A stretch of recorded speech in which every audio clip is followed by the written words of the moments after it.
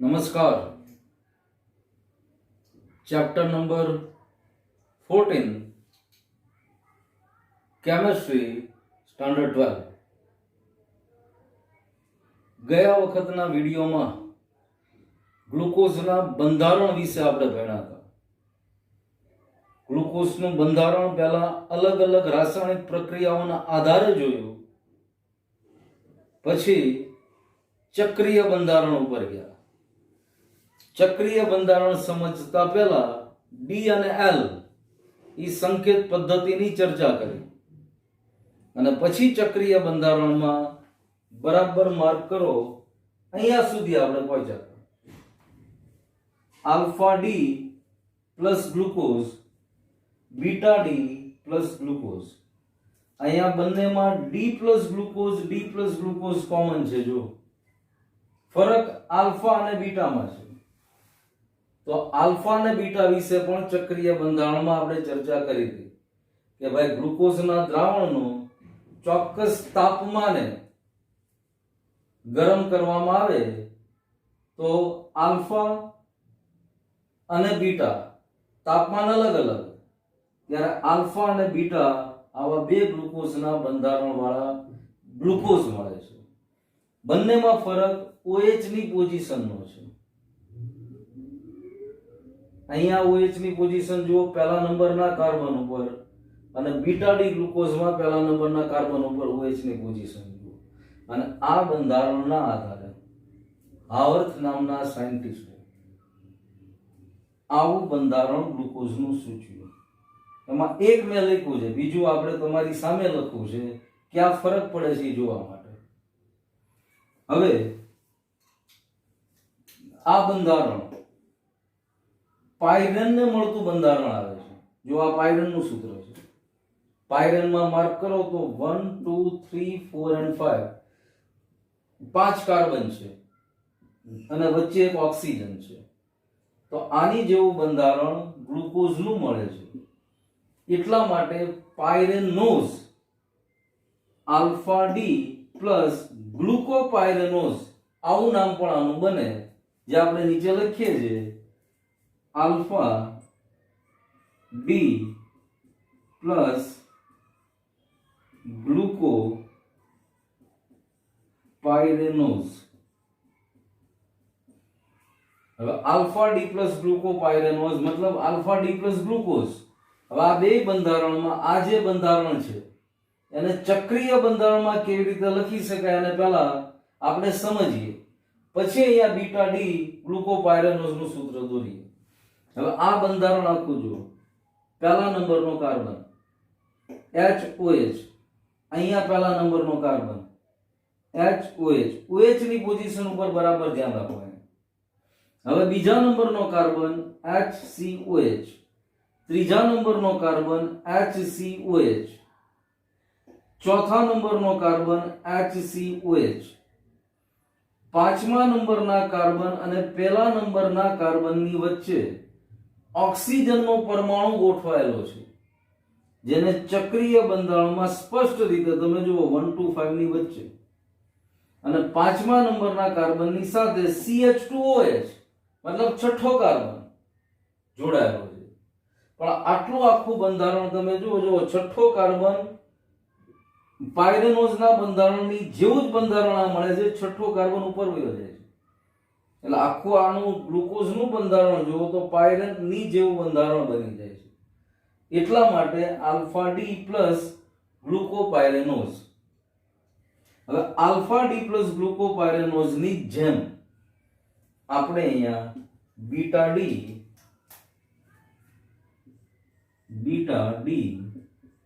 Plus ગ્લુકોપાયરેનોઝ આનું બંધારણ અહીંયા સૂત્ર દોરવું છે। શરૂઆત આપણે કરીએ પહેલા કાર્બનની જેમ। તો અહીંયા પહેલો કાર્બન,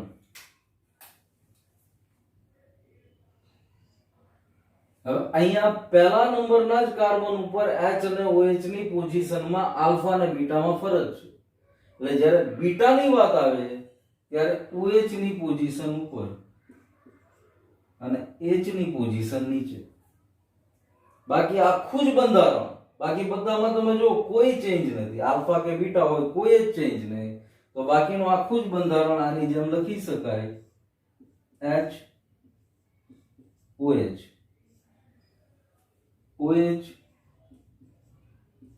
H, અહીંયા બરાબર માર્ક કરો H OH.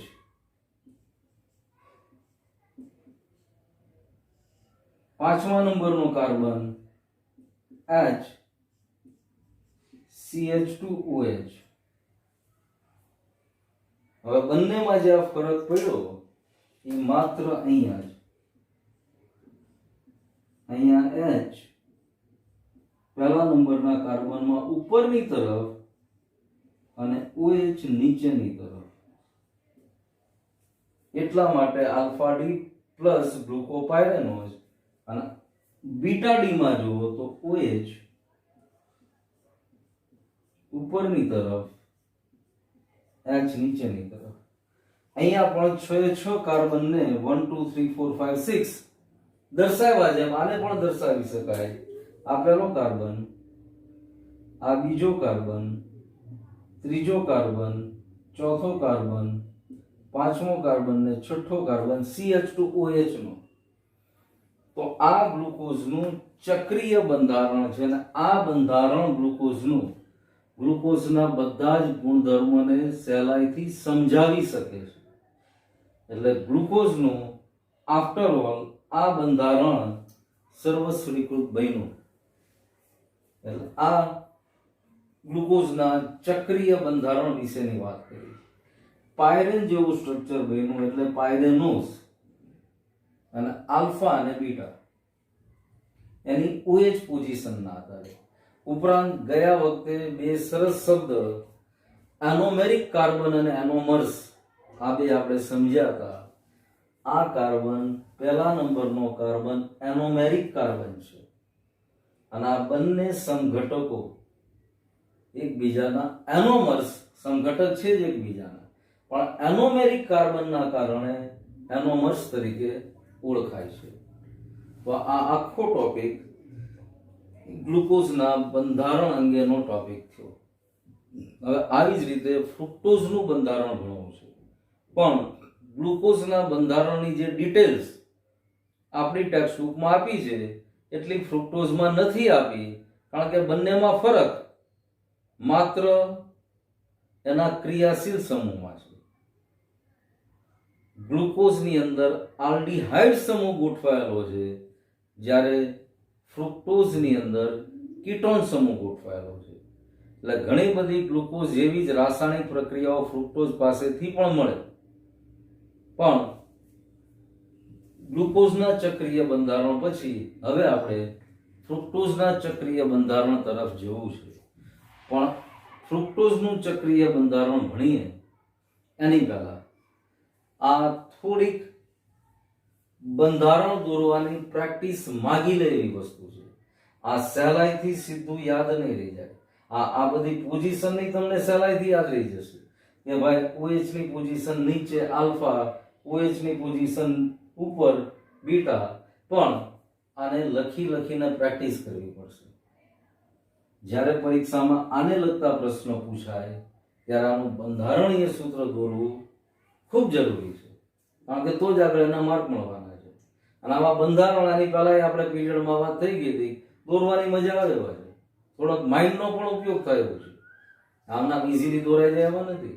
OH ની પોઝિશન ક્યાં, H ની પોઝિશન ક્યાં, એની ઉપર જ આખા બંધારણ છે. એટલે આ બંધારણ બરાબર પાકું થઈ જાય એવો પ્રયત્ન કરવાનો. અને હવે આપણે ફ્રુક્ટોઝના બંધારણ તરફ આગળ જઈએ છીએ. હવે ગ્લુકોઝનું બંધારણ ભણ્યા પછી ફ્રુક્ટોઝ, ગ્લુકોઝ અને ફ્રુક્ટોઝ બંને એકબીજાના સમઘટકો તો છે જ. ગ્લુકોઝ અને ફ્રુક્ટોઝ બંને એકબીજાના સમઘટકો છે. યાદ કરો, ડાયસેકેરાઇડ તરીકે સુક્રોઝનું જળ વિભાજન કર્યું હતું, ત્યારે સુક્રોઝના જળ વિભાજનથી એક ગ્લુકોઝનો અણુ અને બીજો ફ્રુક્ટોઝનો અણુ મેળવતા. તો ફ્રુક્ટોઝ અને ગ્લુકોઝ બંનેના આણ્વીય સૂત્ર સરખા, C6H12O6 ગ્લુકોઝનું પણ આણ્વીય સૂત્ર આ જ હતું. એટલે બંને એકબીજાના સમઘટક થયા, પણ બંનેના બંધારણમાં ક્યાં ફેર પડ્યો? તો ગ્લુકોઝની અંદર આલ્ડીહાઇડ ક્રિયાશીલ સમૂહ હાજર હતો, જ્યારે ફ્રુક્ટોઝમાં કીટોન ક્રિયાશીલ સમૂહ હાજર છે. આ પહેલો કાર્બન, બીજો, ત્રીજો, ચોથો, પાંચમો, છઠ્ઠો આ રીતના કાર્બન ગણો તો 1 2 3 4 5 6 6 કાર્બન, 12 હાઇડ્રોજન અને 6 ઓક્સિજન. એટલે ગ્લુકોઝ અને ફ્રુક્ટોઝ બંનેના બંધારણમાં કાર્બોનિલ સમૂહ છે, પણ ગ્લુકોઝમાં કાર્બોનિલ સમૂહમાં આલ્ડીહાઇડ ગોઠવાયેલો છે, જ્યારે ફ્રુક્ટોઝની અંદર કીટોન ગોઠવાયેલો છે. બીજું, સુક્રોઝના જળ વિભાજનથી પ્રાપ્ત થાય જોયું. ઉપરાંત કુદરતમાં ફ્રૂટ્સ મતલબ ફળો, અમુક શાકભાજીઓ, મધ આવી બધી વસ્તુમાંથી ફ્રુક્ટોઝ પ્રાપ્ય બને છે. હવે આ પણ ઘણી બધી ગ્લુકોઝ જેવી જ રાસાયણિક પ્રક્રિયાઓ આપે છે, પણ ફરક ગ્લુકોઝમાં આલ્ડીહાઇડ છે અને આમાં કીટોન છે. બીજું, બીજા કાર્બન પરમાણુ પર કીટોનિક સમૂહ છે અને ડી સંકેત સાથે સંબંધિત છે, મતલબ OH સમૂહ જમણી બાજુ છે, એટલા માટે ડી વિન્યાસ બની ગયો. અને આમાં પણ આલ્ફા અને બીટા, અને ઈ આલ્ફા બીટાની પોઝિશન જુઓ તો ગ્લુકોઝની જેમ જ અહીંયા OH જમણી બાજુ ઉપર, અહીંયા OH ડાબી બાજુ ઉપર. ગ્લુકોઝ પાયરેન ઉપરથી આપણે એનું નામકરણ શીખ્યા હતા, જ્યારે આનું નામકરણ ફ્યુરાન ઉપરથી છે, કારણ કે આનું બંધારણ ફ્યુરાનને મળતો. જો આ ફ્યુરાનનું બંધારણીય સૂત્ર, ફ્યુરાનમાં 1 2 3 4 4 કાર્બન ચક્રની અંદર અને વચ્ચે ઓક્સિજનનો પરમાણુ. એવી જ રીતે ફ્રુક્ટોઝની અંદર પણ ચક્રમાં 4 કાર્બન છે અને બાકીના ટોટલ 6 કાર્બન ફ્રુક્ટોઝમાં, પણ બાકીના 2 કાર્બન ચક્રની અંદર સંબંધિત નથી. જો આલ્ફા અને બીટા બેમાં આ પોઝિશન મેં બાકી રાખી છે. હવે એને આપણે દોરીએ છીએ. અહીંયા આગળ OH નીચે હોય અને CH2OH ઉપર હોય, અને આ પહેલા નંબરનો કાર્બન. હવે પહેલો કાર્બન, બીજો કાર્બન, ત્રીજો કાર્બન, ચોથો કાર્બન, પાંચમો કાર્બન ને છઠ્ઠો કાર્બન પાછો ચક્રમાં સંબંધિત નથી. જો અને અહીંયા OH ની પોઝિશન ના આધારે OH નીચેની તરફ આવ્યો એટલે આલ્ફા ડી નામકરણ થયું. હવે આ આખું બંધારણ ફ્યુરાનને મળતું આવે છે, એટલે આલ્ફા ડી આ વામ ભ્રમણીય છે, એટલા માટે અહીંયા માઇનસની સાઇન ફ્રુક્ટો ફ્યુરાનોઝ, ફ્યુરાન ઉપરથી ફ્યુરાનોઝ શબ્દ લાગ્યો. અને એવી જ રીતે બીટા ડી માઇનસ ફ્રુક્ટો ફ્યુરાનોઝ, એમાં ને આમાં ફરક. તો અહીંયા OH ઉપરની તરફ આવશે, CH2OH નીચેની તરફ આવશે, અને કાર્બન અહીંથી ગણવાનું ચાલુ કરવાનું. આ પહેલો કાર્બન, બીજો કાર્બન, ત્રીજો, ચોથો, પાંચમો, છઠ્ઠો પાછો વલય નહીં અથવા ચક્રની ઉપર. તો આ ફ્રુક્ટોઝનું બંધારણીય અથવા ચક્રીય બંધારણીય સૂત્ર બન્યું. આ પણ હાવર્થ નામના વૈજ્ઞાનિકે જે રીતે આપણે ગ્લુકોઝનું ભણ્યા, તો આને હાવર્થ સૂત્ર કહેવાય. બીજો ફરક ગ્લુકોઝ અને ફ્રુક્ટોઝમાં સમાનતા તો કે બંને એકબીજાના સમઘટક. ફરક આલ્ડીહાઇડ અને કીટોન. ઉપરાંત ફરક તો કે ગ્લુકોઝનું બંધારણ પાયરેન જેવું હતું, જ્યારે ફ્રુક્ટોઝનું બંધારણ ફ્યુરાન જેવું છે. ફ્રુક્ટોઝની બીજી ગ્લુકોઝની જેમ બંધારણ સાબિત કરવા માટે અલગ અલગ પ્રક્રિયાઓ નથી આપી, કારણ કે ગ્લુકોઝ જેવી જ પ્રક્રિયાઓ ફ્રુક્ટોઝ મહદ અંશે આપે છે, કારણ કે આલ્ડીહાઇડ અને કીટોનના ઘણા બધા રાસાયણિક ગુણધર્મો સમાન છે. ઉપરાંત ગ્લુકોઝની અંદર એનોમેરિક કાર્બન અને એનોમર્સ, તો આ પણ ફ્રુક્ટોઝના એનોમર્સ છે, આને ફ્રુક્ટોઝના એનોમર્સ કહેવાય. પણ હમણાં તમને કીધું એમ ગ્લુકોઝના ચક્રીય બંધારણ સમયે કે ભાઈ આ બધા બંધારણ દોરવા થોડીક મહેનત માંગી લેશે, કારણ કે આગળ ઉપર જ્યારે ડાયસેકેરાઇડ, પોલીસેકેરાઇડ એનો અભ્યાસ કરશું એટલે આવા બધા એકમો એમાં જોડાયેલા છે. આજે સુક્રોઝની જ વાત કરો તો સુક્રોઝની અંદર શું જોડાયેલું છે તો કે ગ્લુકોઝ છે અને બીજો ફ્રુક્ટોઝ છે. તો હમણાં સુક્રોઝનું બંધારણ જ્યારે ભણશું ત્યારે ગ્લુકોઝ અને ફ્રુક્ટોઝ બંનેને જોડવા પડશે. હવે એ સમયમાં ગ્લુકોઝ અને ફ્રુક્ટોઝ બંનેના બંધારણીય સૂત્ર યાદ આવતા હોય અને આવડતા હોય તો આરામથી સુક્રોઝને પાકું કરી શકાય. સુક્રોઝને પાકું કરવામાં તકલીફ પડે નહીં. એટલે આ ચેપ્ટરમાં આમ તમે જુઓ તો બીજી એવી કોઈ માથાકૂટ વાળી વસ્તુ નથી, માત્ર આવા બંધારણ ઉપર જ આખું ચેપ્ટર છે.